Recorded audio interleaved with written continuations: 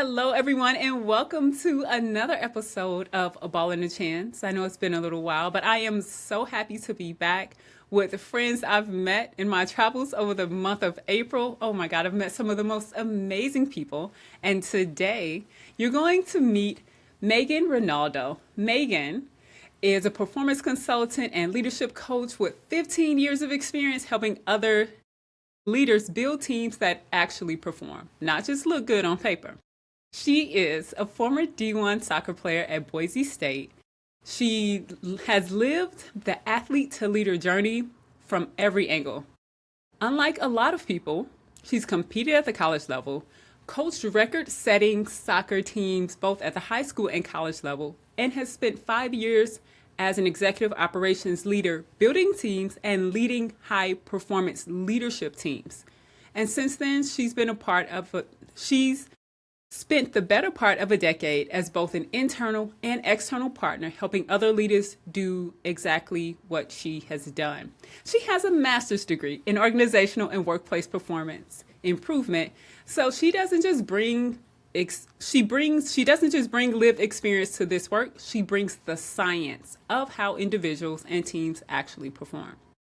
Today, she works with people leaders who have an athlete mindset, which is key, and are ready to make the most important jump in their careers, from MVP to leading a team of MVPs, which is a completely different skill set, which we'll talk about today. Through her coaching, Lead to Win program, and weekly locker room chats on IG, be sure to check those out, Megan brings evidence-based practice and hard-won, real-world experience together in a way that's always practical. She never gives the what without the how. A lot of people tell you what to do, but Megan tells you how to make it happen. Give you a fair warning, she brings energy every session, every room, every time. And when I met Megan at Boise State for the sports major symposium, Megan was bouncing off the walls. And I was like, girl, what did you have to drink this morning? And can I get some? So Megan, thank you so much for agreeing to join me today. You're welcome. This is going to be so much fun to enjoy. Oh my God, so much fun. So Megan, talk a little bit about the impact of sports on your life. Let's go back to young Megan playing soccer. When did you first start playing? And then want to dive into how you use that to do the work you're doing today. Oh my gosh. Well, I first started playing soccer, I don't know, forever ago. I think I first started playing when I was like little tiny, like 4. I've been playing soccer for a long time. But I started playing competitively under 12 and U12s. So I was probably 11 or 12 is when I started playing competitively. So I've been playing a long time.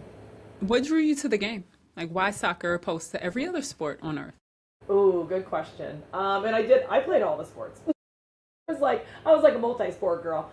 So I played all the sports, but I loved soccer, and I was a goalkeeper, which is a very specific position. I don't know, there was something about it, like I feel like it was a perfect combination for me of being able to be part of a larger team, but also like the goalkeeper position itself was very fun to me because you get to be in this like specialized position, and I just feel like it was, to be honest, like when I was 12, it was the place I had the most fun. So You've been the goalkeeper since you were 12. That's been like your favorite position. Probably 10 or 11. Okay. What is it about being a goalkeeper? What does that position demand of you mentally? Because when a lot of people are watching soccer, when I'm watching soccer, I'm looking at like everyone running. And so I don't have a context of the person who's like trying to stop the people all the time. Yeah, goalkeeper's a really interesting position. And actually, I feel like every time when I meet people and I tell them, right, that like I was a goalkeeper, they're like, oh boy, you're probably really crazy. I'm like, no, I don't think I was really crazy. But I think that there's just like preconceived notion that in order to be a goalkeeper, like you have to be a little wild, because in order to like be the one that is like there with everybody and like everybody's coming at you, like freaks people out. But truly, in order to be a goalkeeper, your mental toughness has to be like off the charts.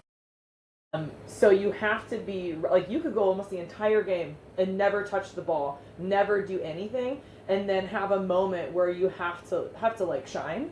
And so there is this mental toughness component that's really I think like has to be there, and also you have to be able to rebound if there was a mistake. If you got scored on, have to be able to rebound and kind of mentally get back in the game. But I also think that there's this like, you have to have confidence and I guess mental toughness would be the best way to describe it, because there are times on like corner kicks where it's like you got to go out in the middle of everybody, and like you have to know you can't come in like kind of shy because you'll get rocked. you have to come out ready to rock everybody else. So you have to be confident. You have to have this level of like, I am the one. I have this, which I don't know. I was always kind of drawn to. Yeah, and you are the one. And you definitely have this. I remember after the symposium when we were talking, you were just so passionate about helping people develop as leaders. And this is beyond sport. I think a lot of times as an athlete, when you're in a position like you are the goalkeeper or you're a captain of the team and you're a captain of the team, people assume that you know how to lead. But you may know how to lead yourself, meaning you work really hard, but you don't know how to cultivate leadership in others. Why do you care about this? Oh my gosh. I could write a dissertation on this, but let's not. So I'll give you a high level. Honestly, I think part of the reason I care so much is because I think I've been on all sides of good and bad leadership, both as a player, in work-related roles, and I've seen great leadership and I've seen poor leadership and I've seen what it does for a team. And I've seen how people can flourish when you have exceptional leadership. And I've seen how people can win both in a sports context and like a professional, like work context when you have exceptional leadership. And I think the other reason I'm so passionate about it is because I just think there's so much what you should be doing out there, and I don't feel like there's enough how. There's a lot of like, for example, I hear all the time like, you should be a servant leader. It's like, well, what does that mean? Or like, you should have a great culture. Okay, how do you do it? I'm really, really passionate about helping people understand what they should actually be doing to lead really good teams, and not just saying like, lead a good team, but how do you actually do it? Well, give us some examples. Let's go with servant leader because we hear that all the time. You have to serve. Serving is how you build relationship and connection. What does servant leader mean? So, I mean, honestly, here's what I think is very funny is I found that like, I think people mean different things when they say servant leadership. Okay, So I find like, I'll ask people like, what do you mean? And I think I hear things from all angles. One of the things I hear a lot is that like, you are there to serve the people on your team, which I totally agree with, right? And I think that like how that actually looks in action is, in order to be a servant leader and in this context to say like you're there to serve the people on your team, well then you need to figure out what does it mean to serve those people on your team. And it doesn't just mean what I see a lot when I hear people say servant leadership is they're like, that just means that like I'm there to like emotionally support my team. But then they are lacking in giving their team direction, giving them clear information, making sure they have the accountability and the feedback and the follow through to do their best job. And so I think that like that's where I like to move beyond just like the you're there to serve people, but like what does that actually mean to serve people, and how do you do it in a way that leads to a higher performing team and helps people perform at their best? Oh, that's good. Emotionally support isn't enough. Giving coffee and cookies and birthday celebrations isn't leadership. It's kindness, right? Yeah, yes, yeah, Which very, yeah, great. is very different than the points you mentioned about accountability. I want to talk about your Lead to Win program. Let's deep dive into what you do for organizations. I remember when we were in Boise, you told me about, I think it was a manufacturing company that you were working with and how you helped them develop a strategy. You just lit up when you talked about strategy, and I was like, girl, let me lean in. And so, will you share some examples of the work that you've done and how you move organizations forward? So I think truly one of the biggest things that I do is, or I firmly believe, is that like there's no one size fits all and there's no off the shelf solution. And so whenever I have someone come to me and they're like, we're stuck in this place, or we think we need this, or we need a strategy, right? My first step is to have a conversation and say, okay, like let's dig a little bit deeper and let's figure out where is this coming from? Like what's telling you need whatever thing you just said you need, and trying to move beyond the surface level pain to figure out like what's at the root cause of that. A lot of times one of the things people come to me a lot for is like a training. Like they'll be like, hey, can you do conflict management training? And I'm like, I mean, I could. It's probably not what you need. So like, could I do that? Sure. Will I do that for you? Probably not, just because I'm not going to do something that you don't need. And I don't want you to waste your time and money. And I want to really solve the thing that's at the root cause of what's going on. And so depending on what people bring me, is really a conversation to understand, like, what has brought you to me in the first place? Like, what pain are you feeling? And what's telling you that this thing needs to be solved? And then getting to the root of, like, why do we think that thing is happening? And what's the outcome you're trying to achieve? And a lot of times what I've seen, and this is interesting, I've seen this come from both experience, but also when we think about, like, the science behind what helps people perform well, one of the top things that, or like the top thing that helps people perform well is having clear information. And so that is making sure that people know what they should be doing, they know where they're going, they know whose job is what. And a lot of that comes down to strategy, which is why I love strategy and goal setting so much.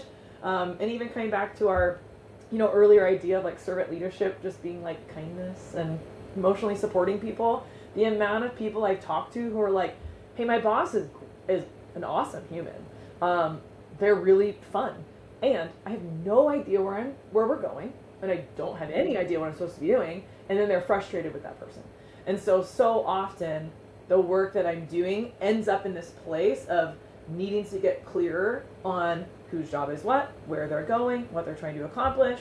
And then from there, we can, work on other things. But that's often at the root of what I see, which is why I'm really passionate about it. Yes. No, that's so good because clarity is important. You think about as a player, if your coach says, here's the position that you're playing and here's the contributions that you're bringing to the team, I want you to get 5 rebounds. I'm sorry, I don't know soccer, like, I don't know enough about soccer yet to be able to give this analogy, but maybe you can, put it in soccer terms. But on the basketball, right, I need you to get 7 rebounds a game, 2 of those be offensive, and score 10 points a game. That's going to help us win, right? So you're really clear about what your role is, opposed to just play hard. Just play hard. Yeah. Yes. And honestly, I see it honestly, I'll give you like a great soccer example. And honestly, part of the reason I'm so passionate about this stuff is like, I think back, actually a very real example from my time at Boise State. This is so funny looking back. When I came into Boise State, like I was one of the best goalkeepers in California. And I came into Boise State and I had some like real deficiencies, as we all do, right? No one's perfect. And one of the things, I cannot believe that I was ever let into college soccer this way. I did not take my own goal kicks, which I'm sure you're like, what does that mean? Yeah. Basically, it's like the ball goes over the end line and you like a stationary kick off the little small box. Oh. I didn't take my own. And like, that is like a thing, like goalkeepers should take their own kicks. So coming in, right, like my coaches at the time at Boise State were just like, kick it better. I was like, I literally don't know how. Like, I'm trying. I don't know how. And they'd be like, I remember every single preseason I would pull my groin or I would strain it because they'd be like, just keep kicking. And I'm like, something's not working. Like, I need you to help me understand what to solve. Just telling me, kick it better is not helpful. Because I'm trying my best, but I don't know how to do it better. Otherwise I would be doing it, right? And so I find that so much in sports and in work is that like, when we tell people do better, it's like, okay, how? What does that mean? Yeah. Did you ever get the how? No. What Not for about that particular thing, and no. then and you coached after that. You coached in college and in high school. How did you approach clarity as a leader from what you learned or didn't learn? Yeah, honestly, the way that I approach, so like when I coached in high school and college, I was a goalkeeper coach specifically. So like I was on the coaching staff and I was a goalkeeper coach specifically. So I was a position coach. And honestly, like I can think of a very specific example. I actually had a goalkeeper who she played for me on my high school team, and then she went to college. So it was as a NAIA school, and she ended up going to that school. It's around here locally, and so then I went there too, and so I coached her both high school and college, which was very fun. She's rad. But she like her weak spot was getting scored on over her head, basically, was like getting chipped. And so she had kind of the same thing. She's like, I don't know what I'm doing wrong. And it's like one practice I was like, we are they're like, you can get scored 1,000 times in this practice. I don't care. I was like, we're going to break down every single step. Like, let's really figure out where you're struggling because something in here feels off. So like, let's really break it down. And we broke it down literally to her footwork. We did the same. I had her do footwork drills for like 2 months. Like it was the quickness of her footwork, and it was the way she was dropping back or not dropping back. And so we had to really like isolate it and say, this is the one, this is the place, this is the root cause of, like, it's not for lack of trying, it's not for lack of speed or strength. She was exceptional in those places. So we really had to like make it a safe space to mess up, make it a safe place to screw up and try. Because if you're afraid to try and get better, then you're never gonna get better. So we had to make it safe, had to find the root cause of that. Well, that's so good. That's so good. Okay, we have to unpack this. So you mentioned finding the root cause of the issue, creating a safe space, and then practicing over and over and over again. Can you connect that to what you see in organizations, and how do you help them in those three areas? Get to the root cause, practice, and creating a safe space. Yes. And actually, here, let me loop in a little bit of science for you. So I know I said earlier that, right, that like the number one, so essentially like the number one thing that allows people to be successful is clear information. Hot on the heels of that is what's called psychological safety. Have you heard of that? Yes, yes, but please elaborate. I've heard about it, but no one's ever broke it down to me. I'll give you the quick and dirty. So think of psychological safety as feeling safe to try, feeling safe to show up as your full self. So that's make mistakes. That is like try without someone's gonna get mad at me if I try something different, right? It's feeling open and safe to bring in new ideas, to challenge the status quo, to essentially think about it. It's like it is feeling safe to openly try and be yourself without fear that other people are gonna be like, stop it. So when we think about like how teams and people perform at their best, number one is clear information, and then, like I said, on the heels of that is having psychological safety. So when I think about both in a sports and in like a real context in work, the way that people improve things is they have to know like what it is that they need to improve, right? So they have to know like what are we trying to get to, and then they have to feel that safety to try. And so this is another reason why I'm just so passionate about this from like a work context, is that I think in sports it's almost easier to see in sports. I mean, like I had a very specific and this is the part of the reason why I'm passionate about this thing specifically. When I was at Boise State, it was so not okay to make mistakes. By the way, old coaching staff. Right. The coaching theories have changed. Things have changed in the past. It was so not okay to make mistakes that by the time I got to my 5th year, because I redshirted, by the time I got to my 5th year, I was legitimately afraid to play in games because I was so scared to mess up. Which is not, right? Like, nobody performs well. No team is going to perform well, both sports or work, if that's the way people are, right? And so you have to make it safe for people to test and try new things. Because if it's too scary to attempt to get better, no one's ever going to get better. People are going to live in this safe place, like, please don't look at me. Just let me be on the bench and don't even talk. Like, don't look at me, right? And so, like, that happens in work, too. Where people are like, I'm just going to, like, skate by, and I hope no one sees me because I don't want anybody to notice if I'm messing up, which just creates a team of underperformers.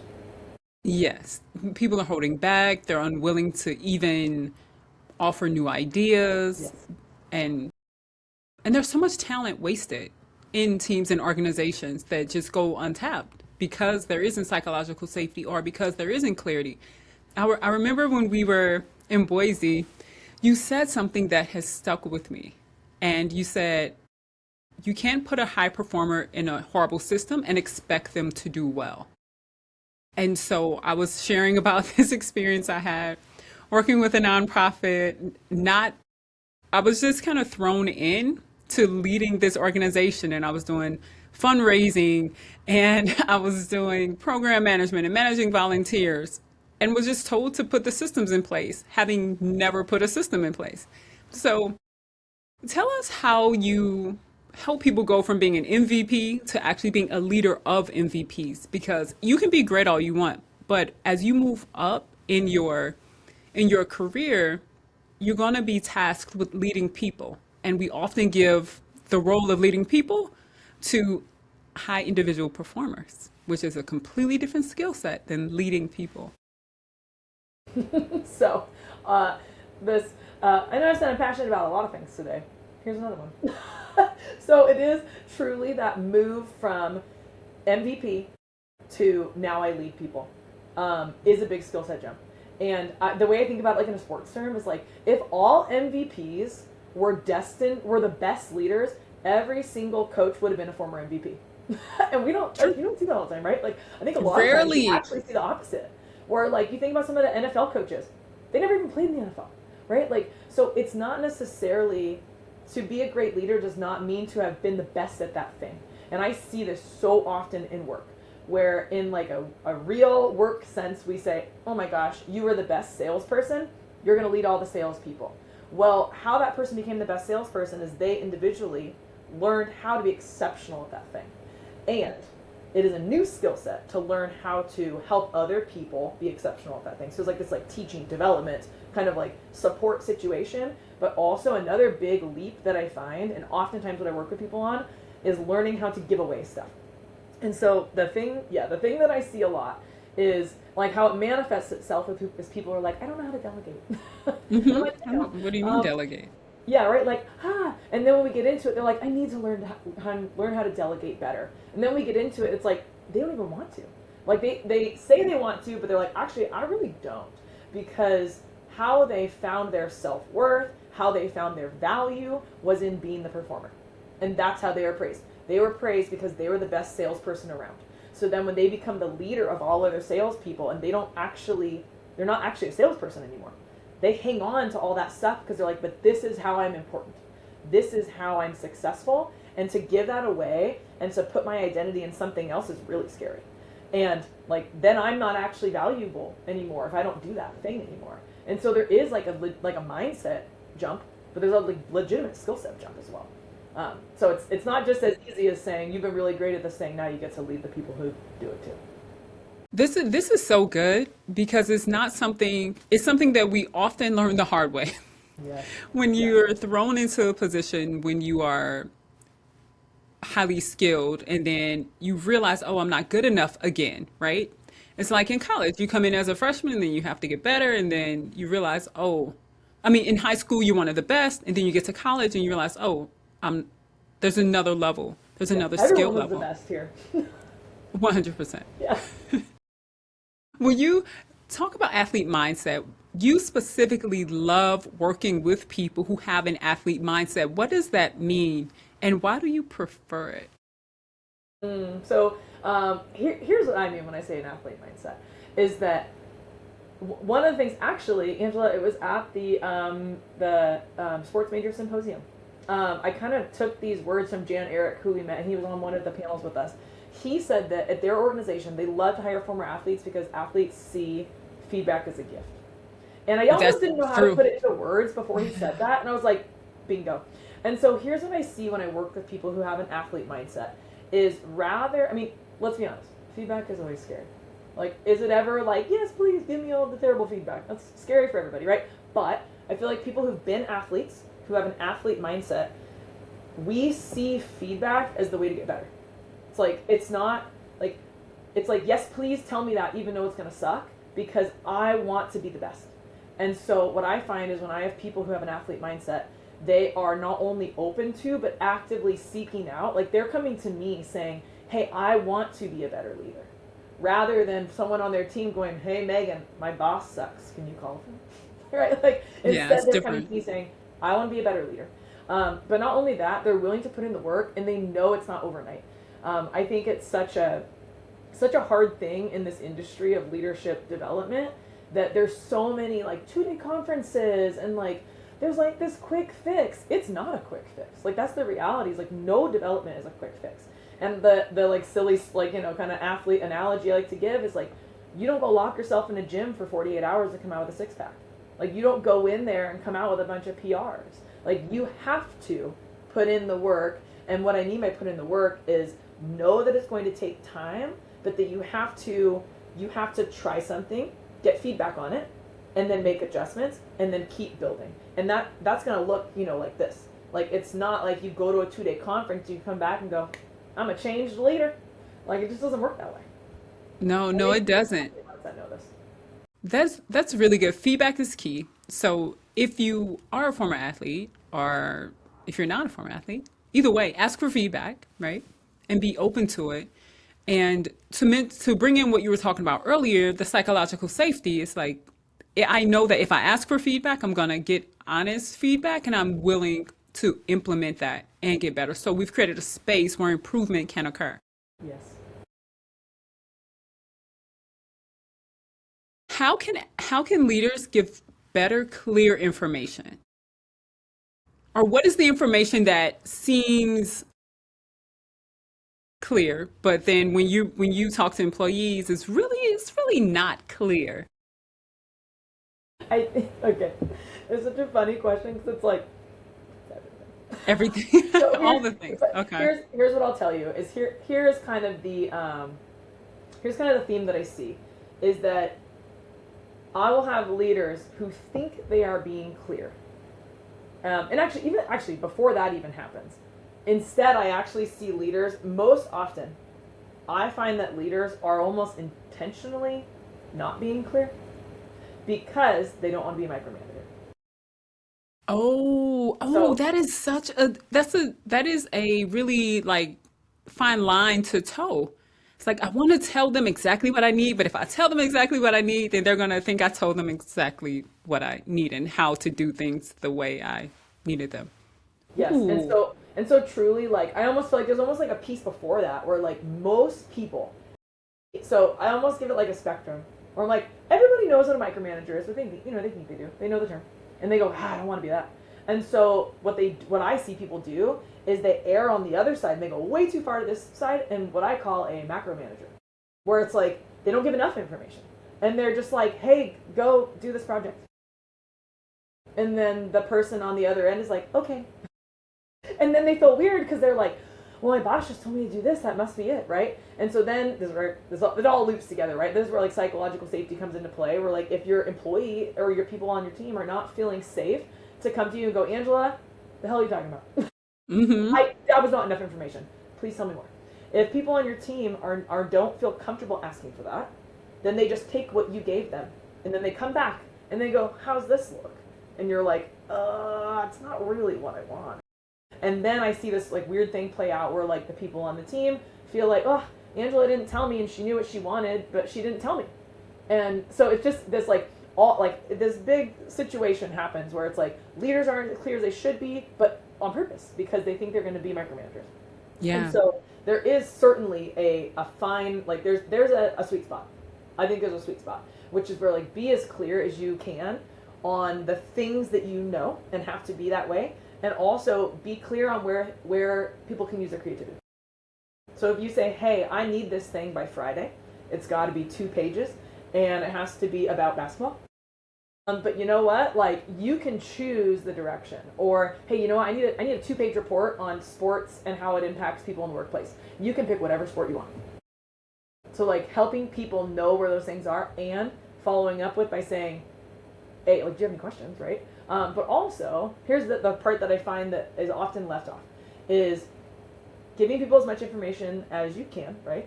And then inevitably there's always going to be back and forth, right? So like opening it up and saying, do you have any other questions? What else, like any other thoughts, questions? Like what else do you need, right? What I find is people almost always have questions afterwards, and it's not because Always. they didn't try. It's not because they didn't want to ask them in the moment. It's because they thought they were clear, and then they got into the work and went, ooh, I have some more questions. And so here's what I see transpire in the workplace in real time is that almost never do people go back to the leader and said they're like, oh, I should know this. I should know this. I should know how to do this. I shouldn't have to go back.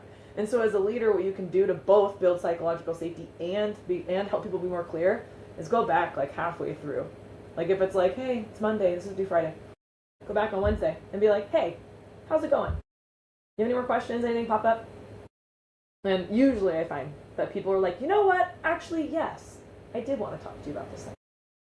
Megan, that is so good. Oh my God. I needed you like a decade ago. We are way too late on meeting.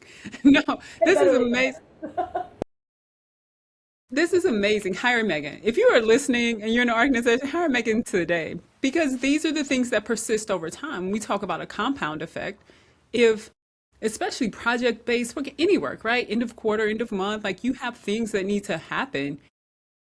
If we're not clear about how to get them done, if people don't feel comfortable asking questions, then it's incredibly inefficient. What I really hear you saying is you help create efficiency that moves people toward goals in a way that is quantifiable and happens more smoothly, not without conflict, but you give them the tools on how to make it happen. Yeah, productive So, conflict. say that again? Productive conflict. Yes, productive, because all of it is not productive. Correct. When we were in Boise, we there was I can't remember the person's name, forgive me, but he talked about how their company looks for athletes, right? We want to hire athletes, we love athletes. What do you think is the biggest mistake a high performing former athlete make when they step into a leadership role? Honestly, I really do think that it is leaning heavily into the individual contributor work. It's such a natural place. And actually, so I was talking to a friend of mine. He played football at Boise State, played in the NFL, and I was chatting with him about just about, kind of this like this thing I do, which is like, serving former athletes and people with an athlete mindset. And he was saying that like he's like, yeah, he's like that totally makes sense. He's like, because you tell me where to go and I'm like bullet. He's like, you tell me what to accomplish, like I will accomplish it. I'm like, yes. And that what an exceptional quality that most former athletes have. And when you make that transition into leading a team, like you have to know that your job is not to do that thing anymore. Your job is now to make sure other people can do that thing. And so you can still have that laser focus. Like here's the thing I love to help people see is that like you can still use all those same qualities. Still absolutely like get laser focused on what your job is and go crush it. Your job is just now not to do a task. Your job is now to make sure other people can do the task and can do it really, really, really well. So I do think it really is that jump of my job is to help other people be exceptional.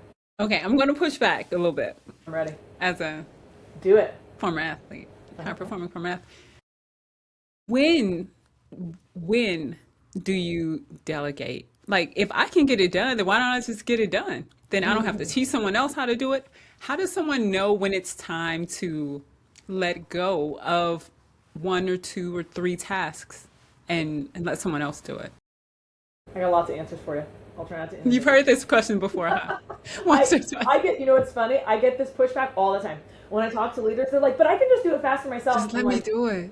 I'm like, okay. Well, you can. So here's what I see is let me just tell you like almost like the compounding effect I see over time that happens with this is that this idea that like I can just do it faster myself. Yeah, of course you can. You're awesome at what you do. Right, cool. And like I've seen it in real time from people is that over time then their job is like so overbuilt. As a leader, it's like they're working so many hours and everything relies on them. And I've seen this in teams where you've got a leader like that. It's like, it's just faster if I do it. Like, it's really, really important. It all falls on me, therefore I must do it. And then you have a team below you of people who are like, hey, I'd like some work. Like, I'm really bored. You're not giving me anything. I'm bored. I am disengaged. So, like, there's that component of it. So here's how you know when it's time. Because I think it's a slippery slope. All of a sudden you're there and you're like, whoa, I'm overextended. So I think here's a couple things you can look at. Is number one, is there anything you're doing that you've actually hired somebody else to do?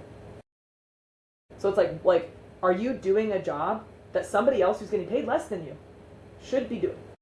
And if so, it's time to find a way to give that away.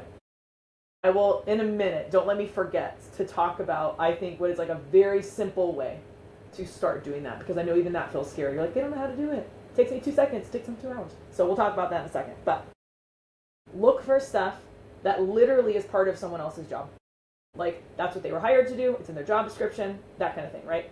The other thing that you can do is take a look at stuff that would be a good developmental opportunity for people.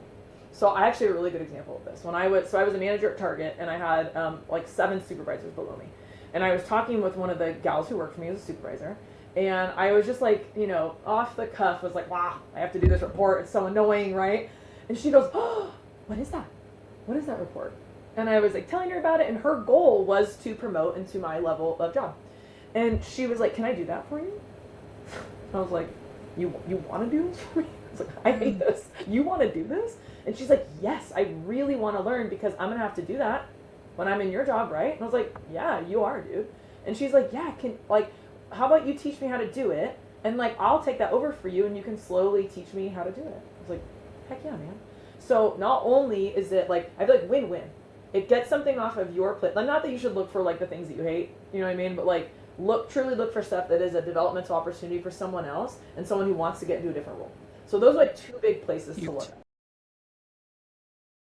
Yeah, So I'm that's giving huge. my That's little so praise. good. I didn't hear you. Sorry. Do you want me to? I didn't forget. You want me to tell you like Yes. a Yes, little the simple little way. Yeah, technique? this is the how. This is not the what. This is the Correct. how. That's the what. This is the how. Oh, I know it is scary for people to say, but this thing takes me 2 seconds. Why wouldn't I just do it myself, right? And once you've decided, like, okay, you know what? I'm gonna pass that thing off to Angela. The very simple way you can do this. I don't know. I don't think this is a me term. I think it's like a real term. But either way, it's like that. It's called me, we, you. So like I do it and you watch me. And then let's do it together. And then you do it and I watch you and then you take it. And that could take a couple of months, it could take a couple of days, it could take 3 times, right? It depends on the complexity of the task. But if you can't just be like, Angela, go take it. Right? Like Good luck. yeah, right. It's like, and this is part of that skill of teaching other people to be exceptional at things, right? Is like, you have to first, if I'm really good at it, it takes me 2 seconds. I need you to see how I do it so you can observe and check it out, ask questions, and then let's do it together. Maybe you do part, I do part, like let's kind of like co-create a little bit. And then I say, Angela, go take it. And watch you, like, I'll watch, or come back to me with your thing, and let's work on it, right? So it's not, sometimes, like I said, it can take a long time, take a short time, depends on the complexity of the task. But that is a tactical how to actually delegate something. That is so good. That's good. And it gives people a pathway to delegation, a roadmap. Something else, and I'd love to hear your thoughts about this, is recording. Like, I worked with a company, we use Loom all the time. Yeah, yeah. So anytime we were creating SOPs, instead of writing like a 15-page, here's how you set up a new account for one of our users, we just created a Loom and then those became the training modules. If it's something that isn't going to change all the time.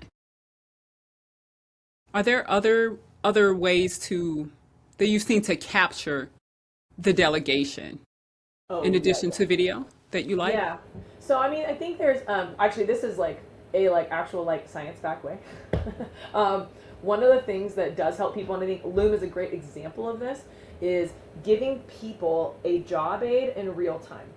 So what doesn't work is me saying, "Hey Angela, once a month I need to invoice people, and I'm going to teach you how to do that." And then off you go. You're going to do it every time. If I teach you that, if I just invoiced people last week and I didn't bring you along, and I said, "Hey, I want you to take this over next month," and I teach you right now, I can almost guarantee you in 25 days you will have forgotten exactly how I wanted you to do it. And so the way, like a real evidence-based way that helps people do a good job in the moment is like, yeah, sure, I'll maybe show you, right?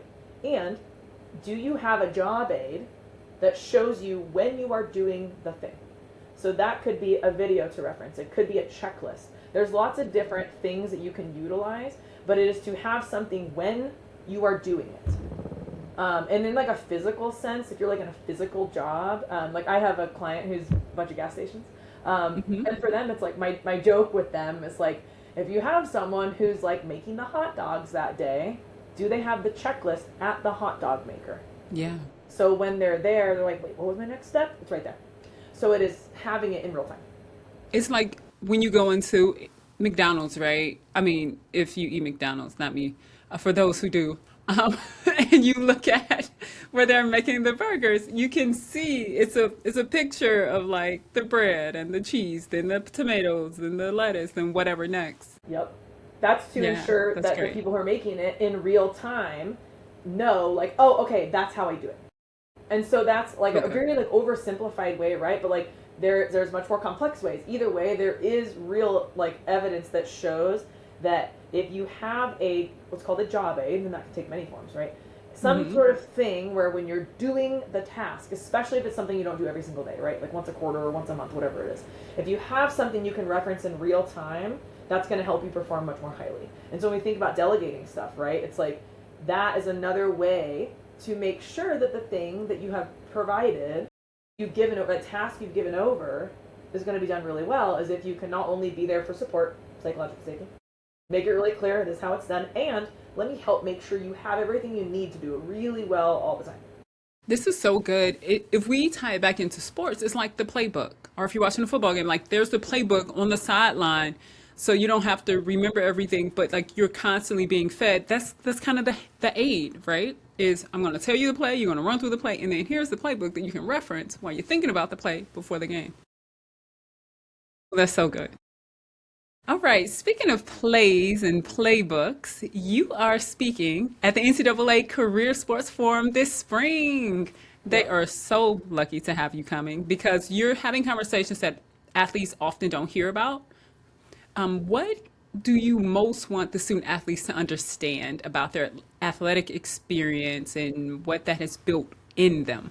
Mm-hmm.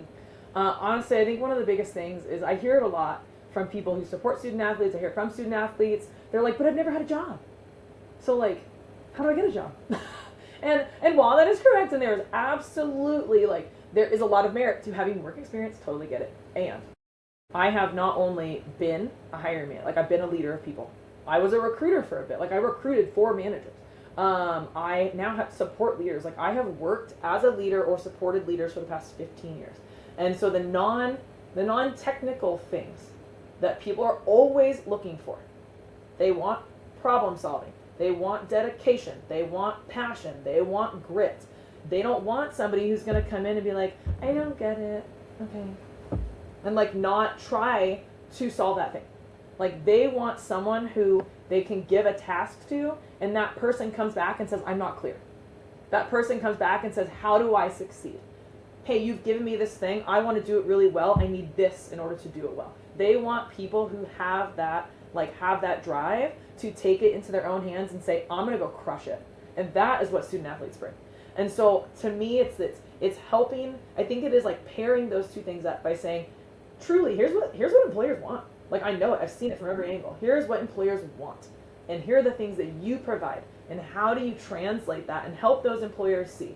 Because I will tell you, like, there's I'm sure you've seen it too, right? Where it's like you will go to different people and there are some people who are so impressed and they're like, oh my gosh, you were an athlete. Mm-hmm. And they like get it and they're like, oh, you're amazing. And then there's some people who are like, all right, cool. Yeah, what's And they're next? like, whatever. And so I Mm-hmm. think you can't just rely on saying, I was a college athlete.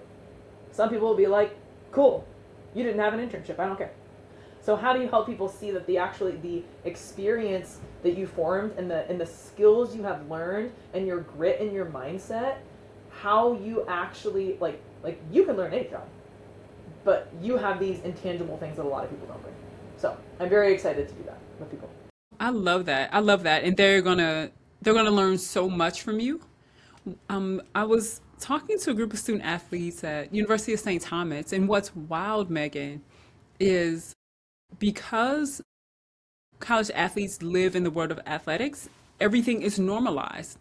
So they don't see how getting up at 5 a.m. every day, going to practice for 3 hours makes you any different. And so I love that you're going to approach it with, no, no, let's unpack all that makes you unique and different and then bring that into this space. Yeah, that's incredible. It's gonna be Really fun. incredible work. What's one thing you want every leader listening today to walk away with? Believing. Mm. One thing I want them to walk away with, way believing. Believing, yes.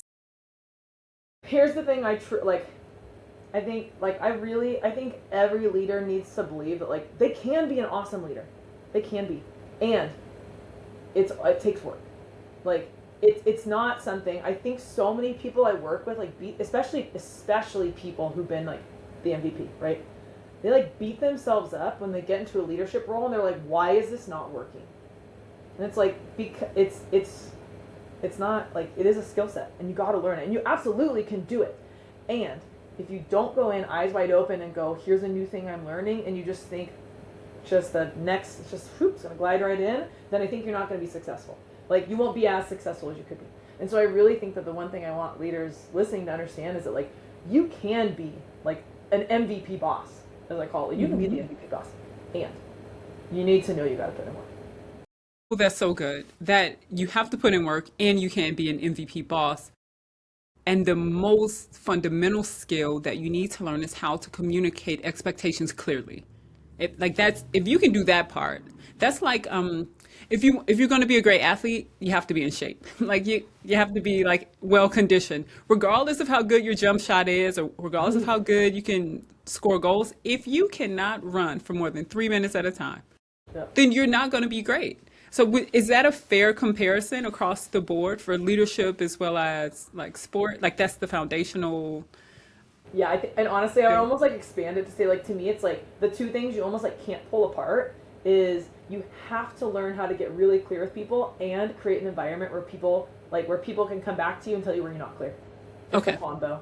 Because I hear this all the time when I work with leaders, and I'm like, clarity. Like I joke that I need a tattoo that's like, be clear. Like people know, like this is my thing. Like be clear, right? And the amount of times I'll get leaders coming back to me and they go, I thought I was clear. And I'm like, okay, now here's the next step. Once you start being real clear, you also need to create the culture and the environment where people can come back to you and go, Angela, not clear enough. And you only can do that if you ask. You have to ask and sincerely want to know the answer. You know how sometimes people are like, yeah, so what do you think? But you know they don't care what you think. I've been in situations like that where it's like, I know this leader already made the decision.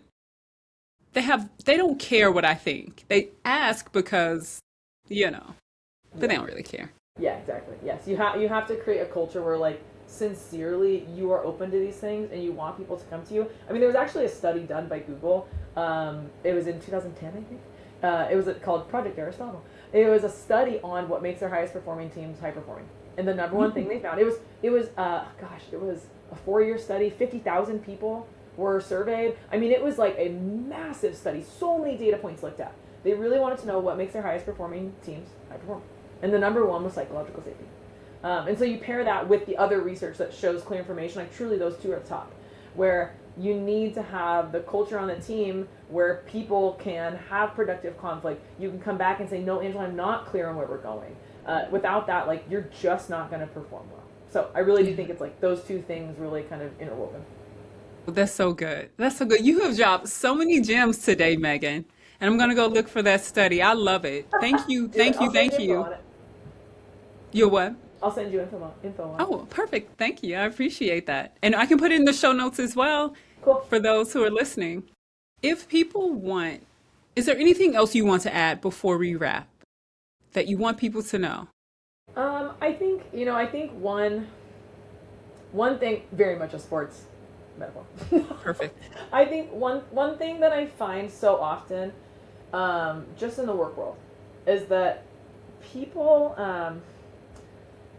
leaders will have a person who is underperforming or maybe not up to snuff or whatever it is, and they just kind of like forget about them over Hmm. there. And I feel like my analogy for this is like, if everyone on your team, if you're a college soccer team, everyone on your team is on scholarship. And if you leave people to rot at the end of the bench, you are literally throwing money in the dumpster. Like you could be spending that money on somebody else who could be competing to be on the field. And instead, like you are choosing to just like throw that money away by not paying attention to or investing in those people. And I feel like at work, everybody's on scholarship. Like you're paying everybody to be there. And so if you are ignoring or not investing in everybody on your team to level up and like be a team of MVPs, I feel like you're throwing money away. And I feel like that resonates with a lot of leaders because they're like, oh, I never thought about it that way. Yeah, I am. Like, and this same thing with delegation, right? Where it's like, if you have someone on your team you hire to do this job and they're only doing this much, you're paying them a lot of money to do a really, really tiny job. So it's like, why wouldn't you want to get the most out of everybody? So, anyways. I feel like that's just like another thing I think about a lot with leaders. Is like we should invest in everybody to be MVPs. Yeah. Let's not waste the talent Yeah. or the money. Truly. Yeah. Because there's so much more that we could accomplish if we can get them going. Awesome, Megan. Well, thank you so much for joining me on A Ball in Its Hands. If people want to reach out to you, if they want to learn more and hire you, how can they contact you? So my website is my company is called Rinaldo and Co. So my website is rinaldoandco.com. RENALDOANDCO.com. And on there you can reach out. You can see everything I do. You can reach out to me through my website. But then you can see the locker room chats every week. I post a little 2-minute video. All tactics, no fluff, no BS, as I like to say. On my Instagram, which is just at Megan Rinaldo, MEGANRENALDO. And then you can also find me on LinkedIn too. I post a lot of stuff there. Same thing, Megan. Perfect. Thank you so much, Megan. I have enjoyed this conversation and learned so much. I am definitely going to implement these strategies you mentioned, and y'all should too. So thank you for joining me on A Ball in Its Hands. As always, come back, and we would love for you to subscribe, leave a comment, like, and reach out to Megan and leave us a review. We really enjoyed this conversation. Thanks, Megan. Thanks, Angela.